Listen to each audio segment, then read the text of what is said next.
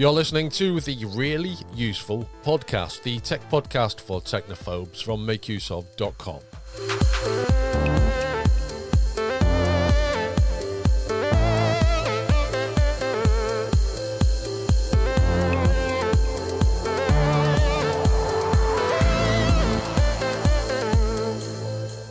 Welcome to the show. My name is Christian Cawley. He's Gavin Phillips, and you are here to listen to the latest tech news that matters.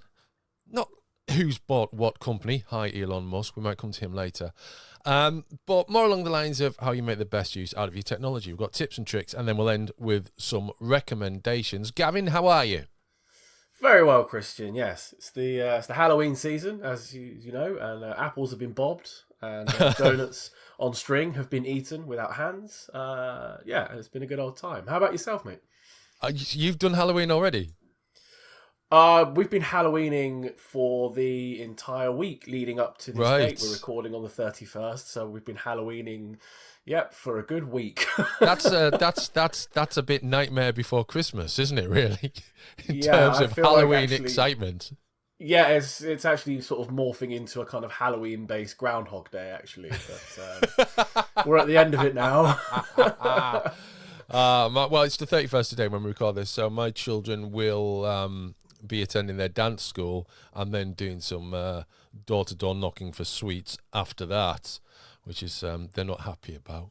But that's the way it's going to break down for them. So. Anyway, we have a couple of news items to talk about. Then we've got some tips and tricks how to make better use from your technology. Then Gavin and myself both have recommendations, something you might want to try or buy or watch or enjoy, or you know the thing. So before we kick off, or actually to kick off, I think we should probably wrap up the ongoing saga of non-aftershave salesman Elon Musk and his purchase of Twitter, which has completed. We've talked about this several times in previous shows, and I think the most interesting thing about this is X, isn't it? It's not people like Donald Trump or David Icke or anyone else who's been banned from Twitter. They're not the interesting things about this. The interesting thing, certainly from our point of view, is what is X and what's it all about, and why did he want Twitter in the first place? Now, we've got a report make use of about X, and Twitter has been the purchase of Twitter has been cited as part of his aims to buy X. Elon Musk has even said buying Twitter is an accelerant to creating X, the everything app. I have to say I've never seen the word accelerant used in anything other than lighting fires, but there you go. Gavin, what is X? What does he want X to be? So X is Elon Musk's vision of what's called a super app, or like an app full of other apps. So in the Western world, we don't really have a proper go-to super app at the moment, which is why Elon Musk is sort of pursuing this idea. But certainly in China, I know that they have at least two. WeChat is one of them. I think Baidu also runs their own sort of catch-all super app, which includes individual apps for like food ordering, finance, chat services, all of the apps that you probably have individually on your phone rolled into one huge one, and it's designed to basically, keep you within their ecosystem. And to someone like Elon Musk, and I'm guessing quite a lot of other, tech people, that sounds like a really good idea. More engagement, more people in a single app all the time, and all the advertising and services monetized and taking a little snippet off the top of absolutely everything. So super good for Elon Musk's wallet. Gavin, do you remember teletext? Oh, loved a bit of teletext. Okay, so if you're unaware of this, American listeners and Canadian listeners perhaps, there was a system in the UK called teletext, which was a kind of a hidden channel that you pressed with a remote control button on your TV, and via that you could search up pages, and they would display various information. A little bit like using the web, only it was a bit blockier, and the signal came through the TV aerial, through an analog TV aerial. Now, in France, they had a thing called Minitel, which was visually very similar, only it did a lot of the things that Gavin's just described. For example, make online purchases, make train reservations, check stock prices, search the telephone directory, have a mailbox, and chat in a similar way, which now made possible by the World Wide Web. And every time I hear about things like the WeChat and Elon Musk's X, I'm not thinking, wow, this is an amazing new idea. I'm thinking to myself, this is just bringing all of the best parts of the web into one thing. And it's really like Minitel. Yeah, absolutely. It's interesting, isn't it? Because for so many of us, I don't think, do people really want everything combined into a single app that you can't actually then escape from? Oh, I don't know. I don't think so. I really don't. I think maybe culturally that is how things have kicked off, as they have done in China, with the internet, or the web in particular, I suppose. But where we've had, in the West, kicking off since, we'll say 1995 is that point where internet access started to gain critical mass. I don't, everything has been so disparate and barely linked. And also I think are we not suspicious of things that are all in one? Because do we not think that when we bring things all in under one umbrella, that something is going to suffer and something's going to be less good? A portion of it's going to be less good than it should be? Well, I would agree. And actually, going on from the sort of under one roof thing, I feel the way that it's come about in places like China, it's a good tool for, without getting super deep into politics, because that's not what we're about, but it's a useful tool for countries like China that want to, more closely analyse what their citizens are doing, shall we say. Yes. Having all of that data within a single app that is operating under the guise of the Chinese government, whereas, we're quite lucky in that. I'm not going to pretend that we aren't massively, surveilled, because we are, but there's at least different ways you can get around it, and you're not forced into using a single ecosystem where that becomes easier, Yeah, absolutely, I agree. We'll leave that there. That's what X is. That's what Elon Musk's bought Twitter for. Whether it happens the way he wants it to, and whether there will be the take-up, are things that we will no doubt return to in the future. Now, if you use a Samsung mobile device, there are so many of them, I'm not even going to start listing the models. There is a new update coming, and it is heading to Galaxy S22 devices first, and then other phones will follow. Samsung's posted a schedule on its forum for users in South Korea that runs to February 2023, which means you'll be getting, if you have a compatible phone, I'll come to that in a moment, 40 devices will get Android 13 and the One UI version 5, that's the user interface, which doesn't look too different to mainstream Android. And this is in addition to the S22 device that I've already mentioned. So there is a lot of them. So if you've got, for instance, the Galaxy Z Flip, Fold 4 or 3, Galaxy S21s even, Galaxy Note 20s, Galaxy Tab S8s, Galaxy Z Fold 2, Galaxy S20 FE, I'm just picking them out here. There's a lot of them between now and February going to be updated to get the latest version of Android and, of course, the One UI. Lucky people, really. Samsung's update support for older devices has been the subject of some consternation for users over the past few years. I haven't had an update on mine beyond the security update since 2020, I think I'm right in saying. Certainly 2021. It's a shame. Samsung were one of the first companies, weren't they, to say actually we're only going to deliver, was it two Android version updates, or 18 months or so of, so whichever way around it was, it basically worked out. If it fell within a specific period, you might get 2. If you're really lucky, you might get 3. But they still deliver security updates, don't they? That's right. Yes, it's only the feature updates that don't happen. Yeah, I mean it's fine in that they've made it very clear that's what's going to happen. It's just always disappointing to see a rollout of a new version of Android hitting it, especially when it's so difficult to unlock them as well and do it yourself, that it just gets a little bit frustrating because they're really good tablets. My tablet, it's almost like the fourth member of our team. It gets mentioned that much, and I love it. It's still perfectly good. It makes a great secondary PC in those occasional times when I need to activate the DeX mode. So I use it for reading on and occasional gaming and emulation. Perfectly good tablet. The fact that it doesn't get updates is a little bit frustrating, but there you go. That's the way Samsung do things. So if you do have any of those devices, look out for your update between now and February 2023.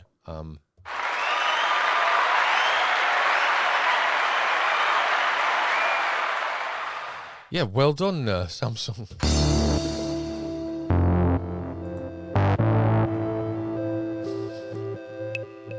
Let's pretend I pressed that button on purpose and move on to why would a neighbor try and steal your Wi-Fi and how can you secure it? Now, it's very difficult to hide the fact that you have Wi-Fi because it's broadcast and, if someone else walks along with a wireless device, they can 9 times out of 10, unless you've got it hidden, they will spot your SSID, that's the name of your Wi-Fi network, and attempt to connect to it. And what can we do about this, Gavin? There are a few things you can do. The most obvious one that everybody can do, and everybody should do, is make sure you're using a strong and unique password for your internet. And that's, the first step anybody should ever do is when they get their shiny new Wi-Fi router, change the password on it, because not enough people do that. No, absolutely. And although I do think default passwords have got better in previous years, it's not so much that it's now, they don't send them out with, password 12345 or something. It does tend to be, a mixture of A, B, C, 1, 2, 3. And it's usually more than a few characters, but it's still, not typically that strong. So you should definitely change your default password. There's a few other things you can do as well, though, if you think someone is already snooping on your Wi-Fi. And one of them is actually checking your Wi-Fi router for an intruder. So you can access your Wi-Fi router. Your Wi-Fi router has a unique address. It'll be a numerical address, typically 192.168.0.1 or something like that. You should be able to find the specific number for this. It's called an IP address. I should mention that either in your Wi-Fi manual, or you'd probably be able to look up your Wi-Fi router address on the internet. Just type the name and brand and it will give you the address. And once you log into your router, you'll be able to navigate to a page that says something like attached devices or device list or wireless devices, anything of that sort of nature. And it will show you all of the currently connected devices on your network, connected to that specific router. So you can scroll through that list and have a little look and see which devices you recognize and which ones you don't. Because most devices communicate fairly clearly what they are called, or they'll come with a name, or you may have even assigned them a name yourself. So, for example, with my devices, my phone, I have a OnePlus Nord, and if I go into my router settings, I can see a OnePlus Nord connected, and I have an MSI laptop, and I can see that is connected. So if I saw that list and saw a random device on there that I didn't know, I could reasonably assume someone had somehow gained access to my internet, which at that point you can probably you can remove them from your network, or you can go and then change your password. That would be the next thing to do. Or just turn your Wi-Fi off completely for a while and hope they go away. Yeah, I've never really had any problem with this, although I did once have concerns that it might happen. So I did that thing of giving your SSID a really changing it to something kind of scary. Well, what did you go for? I said something like, "I am a virus." Well, and people go for things like, FBI surveillance van. Yeah, yeah, yeah. Yeah, I think it can work. I think, but as you sort of said at the beginning, Christian, like your SSID is always broadcast. You can hide your Wi-Fi name from broadcast. You don't have to broadcast it, but anyone that really wants to find it can, like Yeah. a Wi-Fi scanner will still show it up. Yeah. But in reality, if someone's that bothered about getting onto your Wi-Fi that they're using a specific Wi-Fi scanner to find it, it could be that they're more nefarious things going on anyway. Yeah, absolutely. Just on the matter of WPS, I've never found a use for Wi-Fi protected setup at all. I don't know why they include it. Used it. No. Yeah. It was meant to make connecting devices easier, wasn't it? Yeah.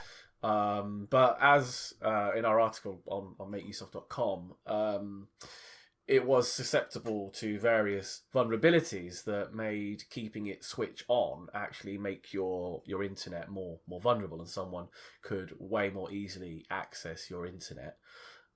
So something, as happens so much in life, doesn't it? Something that was meant to make something easier actually made it more dangerous. Yep. It happens, sadly. Okay, and we're going to skip on to a interesting question.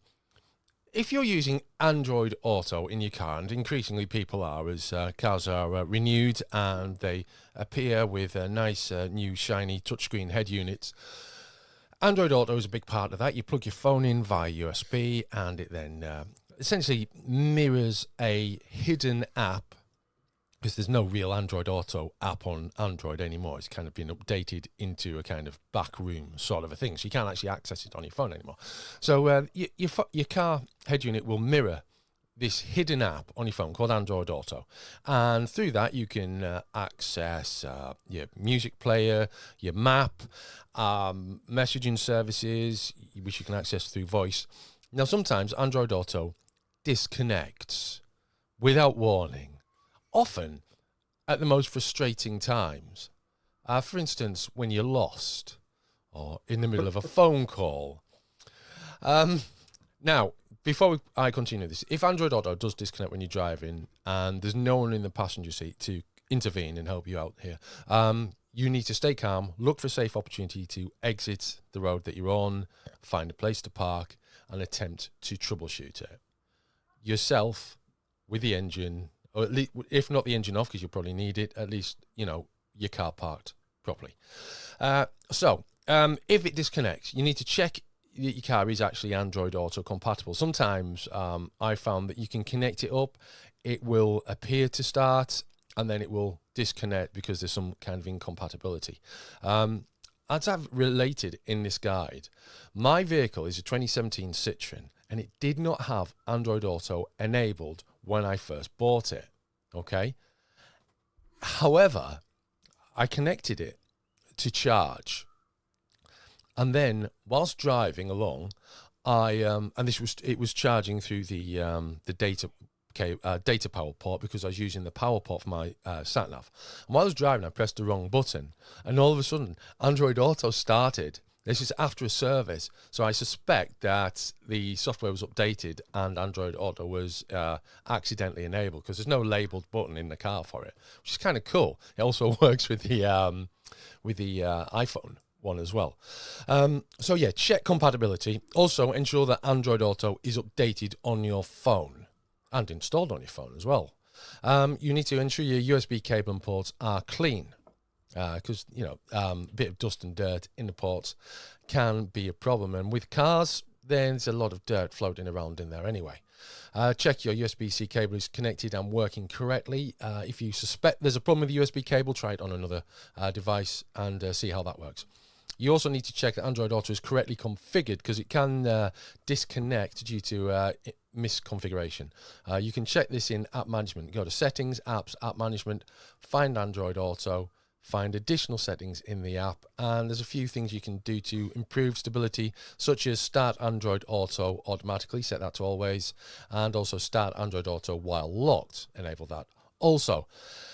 And you can also ensure that the app is opening fresh and lively and ready to go by clearing the Android Auto cache. That's still a thing that we need to do with Android apps, which is very frustrating. But you go to Settings, Apps, App Management, tap Android Auto, tap Storage Usage, then tap Clear Cache. You may also want to tap Clear Data. And finally, you may try it in a different car because it may just be an issue with that vehicle. That is the problem. Gavin, do you use Android Auto or the Apple one whose name escapes me at the moment? You know what? I don't use either because my car is not of a sufficient year to use either of these apps in any way that would make them particularly useful. So I've actually got a quirk on my car in that the Bluetooth connection is it works in that you can make phone calls and you can use voice commands and what have you, but there's no support for like an onboard display that would display apps and what have you. Right. So it's not a particularly old car either. It's 2016. Right. So it's not like it's an ancient car. No. It's just the manufacturer, Vauxhall, from what I have read online, because when I bought it, I was like, haha, nice new modern car. And it wasn't to be, but it turns out, yes, Vauxhall, the British manufacturer, had sort of done everyone a bit of a mischief there and not installed the right software. So sad to be me, hey. Never mind. There's nothing wrong with using a paper map.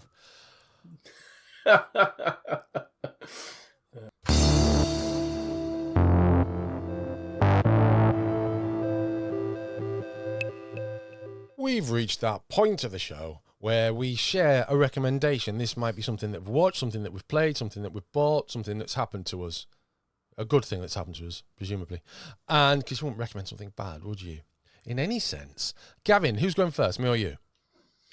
I can go first if you want. Okay, go on then. Yeah, I can Kick go off. first. So this week I have a board game. You know, I do like a board game.